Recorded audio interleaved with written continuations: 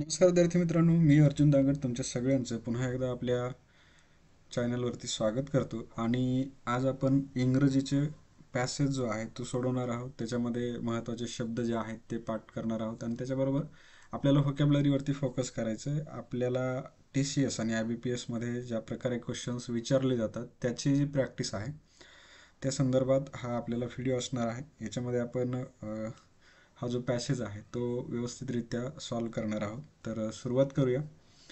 बघा, पॅसेजमध्ये काय सांगण्यात आलंय, Manipur SIT field charge seat.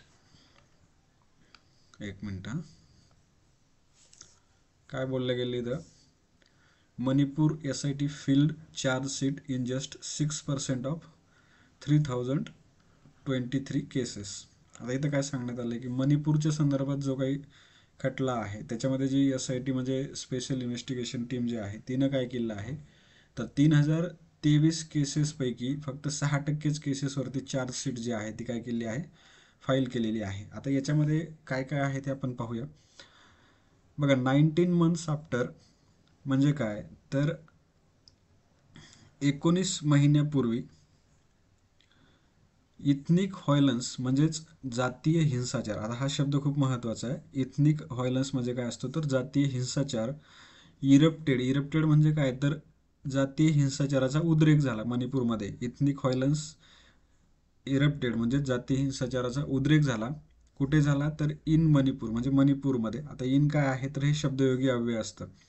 त्याच्यानंतर पुढे काय सांगण्यात आलंय, द 42 स्पेशल इन्व्हेस्टिगेशन टीम्स म्हणजे 42 स्पेशल इन्व्हेस्टिगेशन टीम्स किंवा SIT ज्या आहेत त्या स्थापन करण्यात आल्या. आता स्थापन करण्यात आल्या याच्यासाठी काय शब्द वापरण्यात आला, तर कॉन्स्टिट्यूटेड हा शब्द त्या ठिकाणी वापरण्यात आलेला आहे.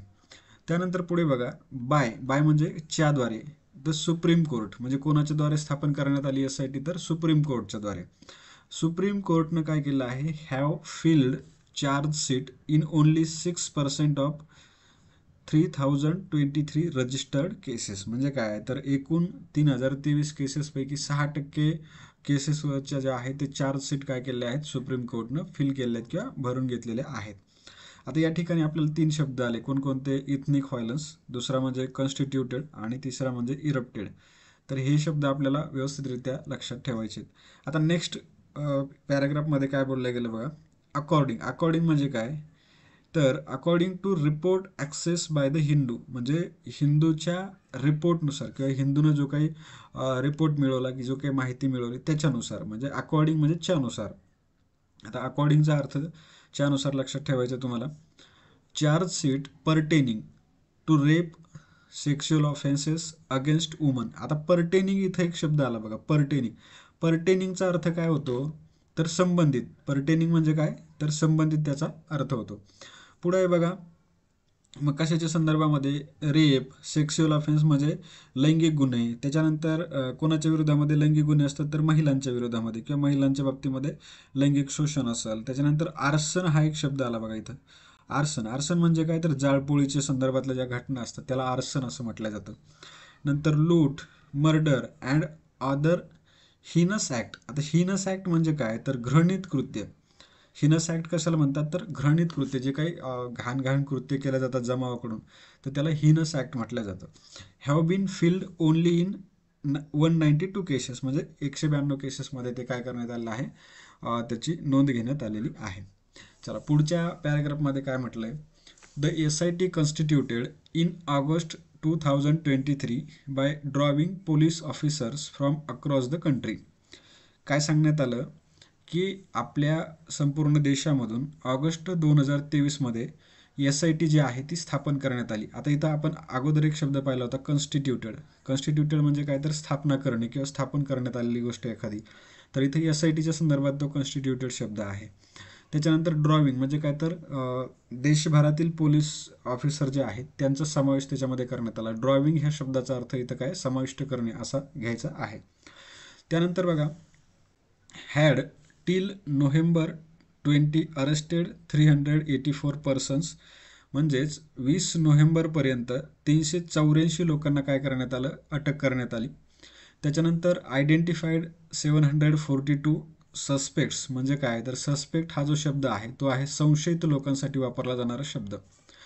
अँड एक्झामाइन म्हणजे काय तर तपासले गेले किंवा त्याची तपासणी करण्यात आली असा त्याचा अर्थ होतो. तर एक्झामाइन म्हणजे किती लोकांची तपासणी करण्यात आली तर 11,901 जे त्या ठिकाणी विटनेस आहेत. विटनेस म्हणजे काय तर ते साक्षीदार जे आहेत तर त्यांच्या साक्षी त्या ठिकाणी घेण्यात आल्या आणि as many as 574 accused persons have been charge sheeted so far. Accuse म्हणजे काय तर आरोपी असतो बघा.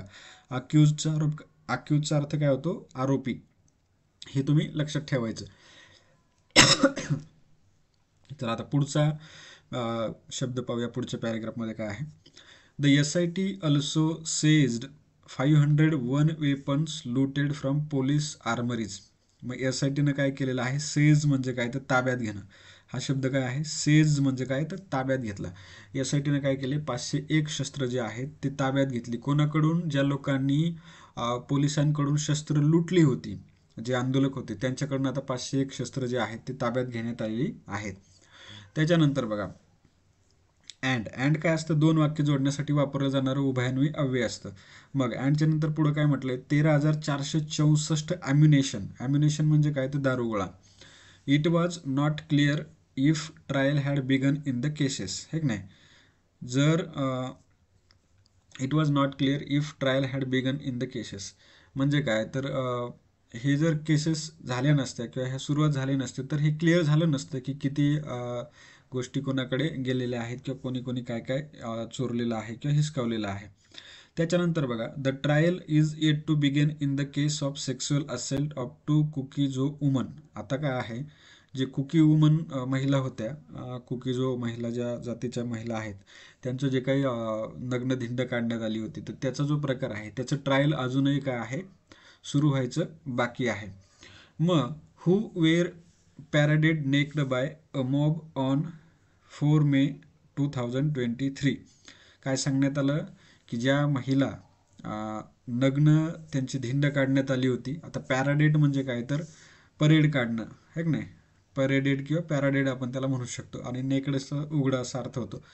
आणि बाय अ मॉब म्हणजे काय एका गटाद्वारे है की नाही दंगलखोरांच्या गटाद्वारे. अ मॉब म्हणजे काय एक दंगलखोरांचा गट त्यांच्याद्वारे 4 मे 2023 त्या महिलांची धिंड काढण्यात आली.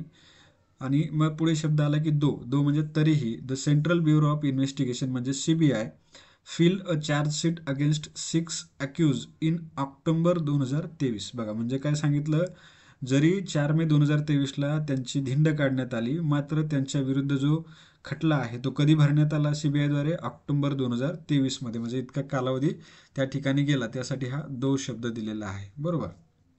आता नेक्स्ट पॅराग्राफमध्ये काय म्हटलंय the case was registered and transferred to the CBI in July 2023. मग जी केस होती ती काय करण्यात आली रजिस्टर आणि ट्रान्सफर म्हणजे काय तर स्थलांतरित किंवा CBIकडे काय करण्यात आली वर्ग करण्यात आली कधी तर जुलै 2023 मध्ये. आता इथं तुम्हाला एक मुद्दा लक्षात घ्यायचा बघा जुलै इथं मंथ आहे जुलै काय आहे महिना आहे त्याच्या अगोदर जे शब्दयोगी अव्यय वापरलं ते कोणतं आहे तर इन वापरण्यात आलेलं आहे. तर लक्षात ठेवायचं महिन्याच्या अगोदर इन वापरलं जातं. त्यानंतर इथं परत पुन्हा अँड आहे. आता अँडच्या अगोदरचा जो शब्द आहे तो पहा त्याचं रूप बघा त्याचंही व्हर्बचा दुसरा फॉर्म इकडे सुद्धा व्हर्बचा दुसरा फॉर्म आहे किंवा ED ज्याला प्रत्यय आहे इकडे सुद्धा ED प्रत्यय. हे जे तुम्ही पाहता रजिस्टर्ड ट्रान्सफर्ड तर अँडच्या अगोदर आणि शेवटला जे शब्द येतात ते एकाच रूपामध्ये येत असतात हे आपल्याला लक्षात ठेवायचं. त्यानंतर आहे बघा मोर दॅन. आता मोर दॅन म्हणजे काय इथं दॅन वापरलेलं आहे तर हे काय असणार आहे कम्पेरेटिव्ह डिग्रीचा हा जो आहे तो भाग असणार आहे. त्यानंतर बघा more than 2 months after the incident. मग 2 महिन्यापेक्षा जास्त कालावधी जो आहे तो काय इन्सिडेंट्स टूक प्लेस ॲज अ व्हिडिओ म्हणजे 2 महिन्यापेक्षा जास्त कालावधीच्या नंतर त्या घटनेचा जो व्हिडिओ आहे of the woman being paraded naked went viral. तो व्हिडिओ काय झाला होता तर व्हायरल झाला होता. कोणाचा तर त्या महिलांचा ज्यांना नग्न त्यांची धिंड काढण्यात आली होती त्यांचा. त्यानंतर पुढं काय म्हटलेलं आहे the trial is yet to begin as directions are awaited from the supreme court. काय सांगितलेलं आहे the trial is yet to begin. आता as direction are awaited from the supreme court. The trial is yet to begin म्हणजे trial सुरू व्हायचं बाकी आहे कारण सुप्रीम कोर्टाच्या निर्देशांच्या नुसार हे आपल्याला त्या ठिकाणी त्याचा अर्थ होतो. नंतर पुढे काय सांगितलेलं, a lawyer who is monitoring the cases said on condition of anonymity. काय सांगितलेलं आहे, a lawyer who is monitoring the cases, जो वकील जो की या केसवरती काय करतोय, काम करतोय, की ज्याच्याकडे या केस आहेत, त्यानं काय सांगितलेलं आहे, तर त्याने ही माहिती दिलेली आहे, पण त्यानं त्याचं नाव त्या ठिकाणी सांगितलेलं नाही. जो वकील या केसवरती लक्ष ठेवून आहे त्यानं ही माहिती दिलेली आहे. इथं महत्त्वाचा शब्द कोणता आला आहे, तर ॲनोनिमिटी म्हणजेच नाव न सांगता. तर हे काही इम्पॉर्टंट यामधले शब्द आहेत. आता इथं तुम्ही ग्रामरचा जर भाग पाहिला या वाक्यामध्ये, तर बघा लॉयर हा शब्द जो आहे, तर हा का आहे, काउंटेबल नाऊन आहे. मग त्याच्या पुढं काउंटेबल आहे आणि सिम्पल नाऊन आहे, नाही का. मग तिथं काय केलं जातं, आपण आर्टिकल यूज करतो. मग इथं त्यानं अ आर्टिकल यूज केले, अ लॉयर. हू मग कोणता, तर इज मॉनिटरिंग द केसेस, जो की या केसवरती निरीक्षण करत आहे तो. आता केसेस सेड, सेड हा कशासाठी असतो, तर डायरेक्ट आणि इनडायरेक्टमध्ये वापरला जाणारा जो शब्द आहे तो म्हणजे सेड आहे. तर हे वाक्य काय आहे, डायरेक्टच्या जागी इनडायरेक्ट आहे, कारण आता तो बोलतोय का तर आपण सांगतो दुसरं कोणतरी, ऑन कंडिशन ऑफ ॲनोनिमिटी. तर ह्या गोष्टी आपल्याला याच्यामधून सुद्धा लक्षात घ्यायच्या आहेत, की ग्रामॅटिकली पण वाक्यावरती फोकस करायचं आणि त्यातलं आपल्याला व्होकॅब्युलरी पाहता आली पाहिजे. पुढचे बघा 6 ग्रुप्स. मग त्याच्यामध्ये परत आता 6 ग्रुप काय काय आहेत, तर per the directions of the supreme court, म्हणजे सुप्रीम कोर्टच्या डायरेक्शननुसार the SIT were divided into 6 group. मग SIT जी आहे तिला काय करण्यात आलेलं आहे, 6 ग्रुपमध्ये काय करण्यात आलं, किंवा 6 गटामध्ये विभाजित करण्यात आलेलं आहे. डिवायडेड म्हणजे काय, विभाजित करणे. वेअर म्हणजे काय, तर क्रियापद आहे, भूतकाळी अनेकवचनी. त्याच्यानंतर 1 group for cases of murder and heinous crime. त्यातला जो एक ग्रुप आहे तो कशासाठी आहे, तर मर्डरच्या केस आणि हेनस क्राईम म्हणजे काय, घृणित कृत्या संदर्भातला जो काही गुन्हा आहे त्या 2 गुन्ह्याची तपास करण्यासाठीचा एक ग्रुप आहे. दुसरा जो ग्रुप आहे 1 for rape and sexual offences, म्हणजे एक दुसरा जो ग्रुप आहे तो रेप आणि लैंगिक गुन्ह्याच्या संदर्भात चौकशी करेल. त्याच्यानंतर and 4 for cases of arson, म्हणजे 4 ग्रुप जे आहेत ते जे जाळपोळीच्या घटना आहेत त्याच्या संदर्भामध्ये चौकशी करण्यासाठी आहेत. त्याच्यानंतर लूट जी केली जाते त्याच्या संदर्भातल्या चौकशी करणार, आणि इतर जे क्राईम आहे त्याच्या संदर्भातली चौकशी हे इतर 4 ग्रुप करणार आहेत. The district of Imphal east, Imphal west, Kakching, Bishnupur, Churachandpur and Kangpokpi काय आहे, Kangpokpi had 6 SIT each, while Thoubal and Tengnoupal had 3 each.